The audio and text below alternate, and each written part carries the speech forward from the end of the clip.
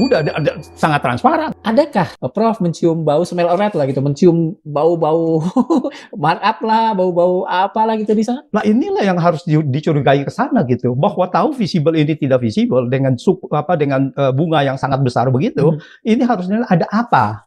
Oleh karena itu ini harus diaudit. Mengapa ini diteruskan kelihatannya kalau menurut Prof? Ya, tidak rasional.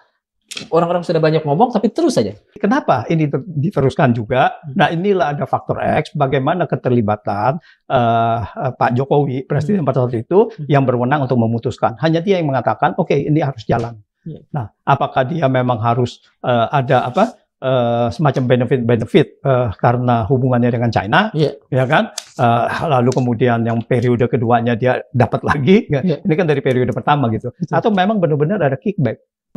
Kan ada juga yang disidangkan, yang di China itu, lalu dikatakan itu waktu ada uang mengalir juga ke pejabat di Indonesia gitu. Inilah sesatnya Jokowi. Apa? Untuk mencari pembenaran, kalau seandainya Pak Agus Pambagio pada saat itu mengatakan, oh ya Pak ini boleh, dialah yang akhirnya, ini udah menurut Pak Agus sudah boleh kok. Artinya yang bisa menjadi calon kota.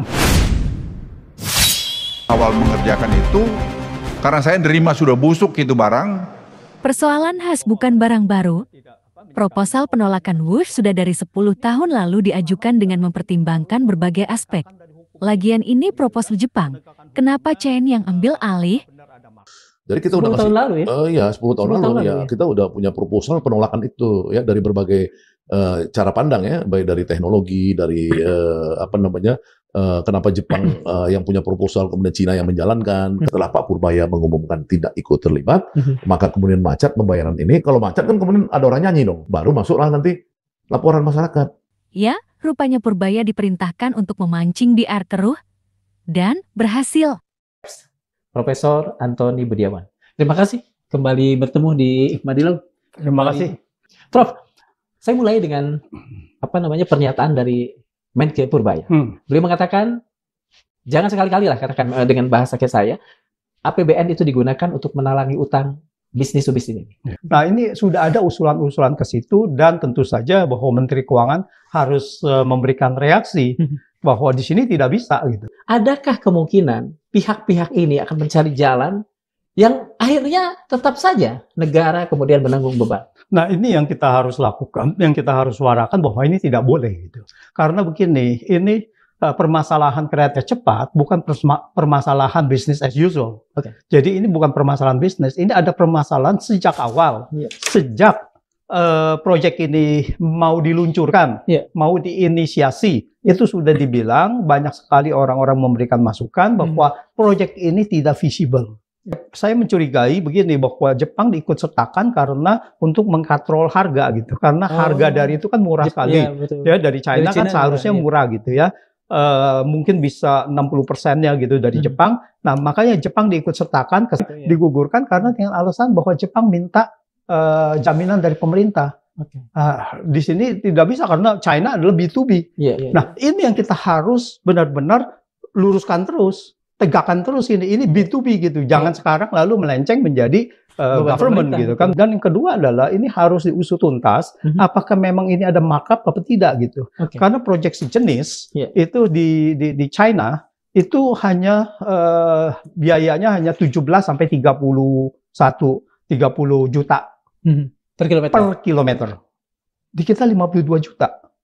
Hampir 3 US dollar per kilometer. Kalau dibandingkan sama yang terendah, hampir 3 kali lipat. Kalau yang tertinggi, ya tidak segitu gitu kan. Nah, yang tertinggi itu pasti medannya itu agak sulit gitu. Nah, medan kita Jakarta-Bandung itu nggak terlalu sulit gitu. Jadi dengan 25 juta per kilometer itu US dollar per kilometer itu sebetulnya sudah harus bisa. Jadi berarti ini 2 kali lipat gitu. Nah, ini yang harus diselidiki. Kenapa bisa sampai proyek ini 2 kali lipat lebih tinggi dari yang di China. Apakah yang tadi itu cost of run, angka-angka 0,1 dengan 2%, 0,1 Jepang, 2% Cina. Apakah itu dari awal sudah diketahui ya pemerintah, ya konsorsium itu? Ya sudah diketahui. Jadi cost of run tentu saja terakhir, ya terakhir. Tapi bunganya kan sudah diketahui. Dan dengan memenangkan tanpa mengikuti bunga selama begini, bunga itu kan kita dapat grace period, artinya kita nggak usah bayar cicilan selama 10 tahun. Nah, artinya apa? Artinya bunga itu nilainya akan tetap terus kan, 120 juta terus dari dari China, 10 tahun, dan 4,5 juta dari Jepang selama 10 tahun gitu.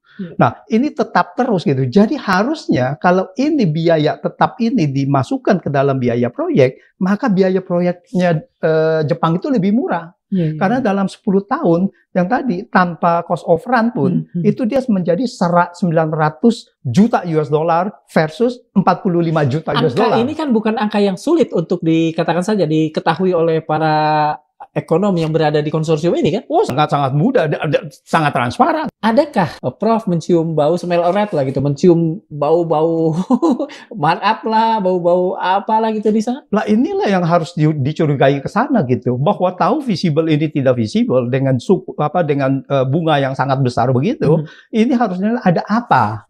Oleh karena itu ini harus diaudit, investigasi audit. Siapa yang bisa melakukan itu? Ya, itu harus dilibatkan beberapa komponen dari masyarakat. Ketika mereka mengatakan bahwa itu sudah diaudit, dijelaskan secara transparan nggak? Siapa pihak yang melakukan, siapa auditor? Tidak ada. Artinya kita pun masih bisa mempertanyakan itu, pada sisi itu? Jelas, masih bisa. Mana kalau ada audit, mana dia punya itunya, auditnya, hasil auditnya gitu. Nah, bukan dong pada publik. Nah, sekarang yang mengherankan adalah bagaimana bisa disetujui 3,4% ya pajak ini. Bunganya gitu. Nah, ini sudah tahu dengan bunga segitu tidak mungkin bisa bayar. Mengapa ini diteruskan kelihatannya kalau menurut Prof? Ya, tidak rasional. Orang-orang sudah banyak ngomong tapi terus saja. Iya. Ya, jangan kata dengan 2 orang itu saja gitu. Ribuan masyarakat mengatakan bahwa ini jangan diteruskan. Jadi kenapa ini diteruskan juga? Nah, inilah ada faktor X, bagaimana keterlibatan Pak Jokowi, Presiden pada saat itu, yang berwenang untuk memutuskan. Hanya dia yang mengatakan, oke, ini harus jalan. Nah, apakah dia memang harus ada semacam benefit karena hubungannya dengan China, ya kan? Lalu kemudian yang periode keduanya dia dapat lagi, ini kan dari periode pertama gitu. Atau memang benar-benar ada kickback. Nah, ini yang harus benar-benar diusut tuntas gitu. Karena sudah ada beberapa pembicaraan di mana kan ada juga yang disidangkan, yang di China itu, lalu dikatakan itu waktu ada uang mengalir juga ke pejabat di Indonesia gitu. Nah, ini kan harus diusut, benar apa tidak? Jangan sampai ini juga menjadi fitnah saja kan gitu. Nah, kita memerlukan transparansi gitu. Kalau dia terlibat, ya harus diusut. Kalau dia ini fitnah, ya harus dibersihkan itu. Yang terkuak di sidang Cina itu, sidang yang berhubungan dengan WUS ini juga? Iya, jadi mereka petinggi salah satu yang dari China, petinggi dari kereta cepatnya lah gitu. Kereta cepatnya, Apakah itu ada kaitannya bus pada saat itu? Ada, bahwa dibilang juga dari sini juga ada mengalir uang ke pejabat tinggi negara kita. Maka itu ini harus jangan sampai menjadi fitnah kan gitu. Iya, betul. Iya. Betul. Ya mungkin ada orang-orang kementeriannya yang masih bertahan di situ, ya bisa saja gitu. Tapi rezimnya ini sudah tidak ada beban. Ini harus diusut gitu. Apakah misalnya Pak Jokowi seharusnya juga mulai diperiksa untuk tahu, untuk membuka persoalan ini sehingga kemudian tidak berlarut-larut menjadi hanya perbincangan di luar peradilan? Ya, ini menarik mengenai Jokowi itu setelah Yunan tidak mendukung, lalu mencoba mencari orang-orang, ya, lalu menanyakan bagaimana proyek ini, mencari justifikasi, mencari pembenaran. Inilah sesatnya Jokowi. Apa? Untuk mencari pembenaran, kalau seandainya Pak Agus Pambagio pada saat itu mengatakan, oh ya Pak ini boleh, dialah yang akhirnya, ini udah menurut Pak Agus sudah boleh kok. Artinya yang bisa menjadi calon korban. Jadi kalau ini sama juga dengan proyek-proyek lainnya, jadi selalu mencari pembenaran, dan setelah itu kalau dia sudah dapat, maka kemudian dia akan dengan mudah melepas tangan gitu. Nah yang ini tidak ada, ya tidak bisa, dan kita tahu semuanya banyak yang menolak, ya cuman kroni-kroninya saja yang mendukung. Ya pada saat itu tentu saja di kementerian-kementerian yang itu yang mendukung, ya termasuk dengan Luhut, ya itu juga dia Panjaitan, ya Luhut Panjaitan, dia juga sangat mendukung ya Kementerian BUMN pada saat itu kan.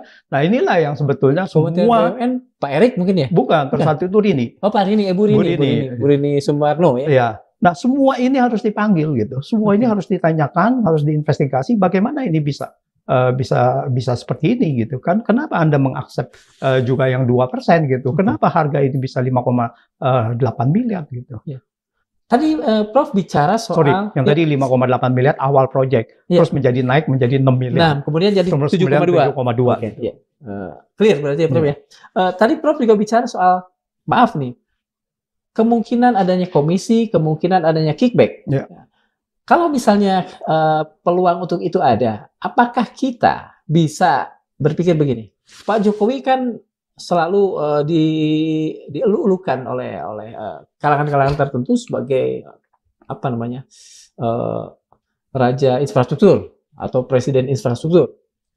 Apakah kemudian maraknya pembangunan infrastruktur yang meskipun misalnya dalam banyak hal memang agak terbatas sentralistik di Jawa, itu sebetulnya bukan bagian dari keinginan untuk mensejahterakan. Tapi maaf, mungkin ini agak keji, tapi harus kita tanyakan.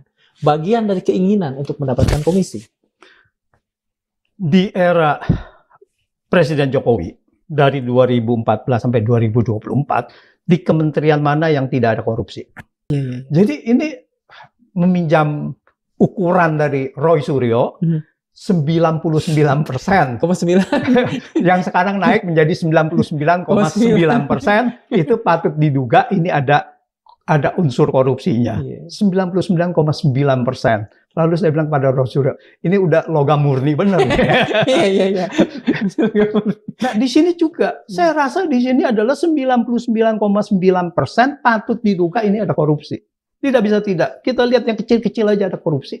Bagaimana yang 100 triliun, lebih dari 100 triliun ini tidak ada korupsi. Betul. Sangat naif kalau menganggap ini proyek benar gitu kan. Naif gitu. Kalau demikian, apakah kita harus terus mengejar siapapun yang bertanggung jawab, termasuk Pak Jokowi, untuk kesalahan yang sangat fatal ini? Tidak saja kemudian utang yang terus harus kita bayar, tapi juga membangkrutkan satu perusahaan yang tadinya untung. Nah, jadi ini harus benar-benar diusut gitu. Jadi tidak bisa dibiarkan. Jangan sampai hal-hal seperti ini kemudian masyarakat atau rakyat Indonesia ini cuma bisanya mengeluh aja tanpa ada menuntut haknya gitu.